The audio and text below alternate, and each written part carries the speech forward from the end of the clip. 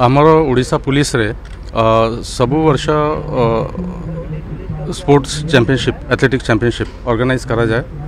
विभिन्न बटालियन रु जिला मानक ठारू एठी पार्टिसिपेंट्स आसती से माने तांका उत्कृष्ट परफॉर्मेंस दियंती और पूर्व भी आम ओडिशा पुलिस तरफ राष्ट्रीय लेवल रे वगैरह खेली ना अंतरराष्ट्रीय ना करी मते आशा अछि ये वर्ष भी आम एथलेटिक्स चैंपियनशिप भितर उच्च दर्जार खिलाड़ी माने बाहरिबे।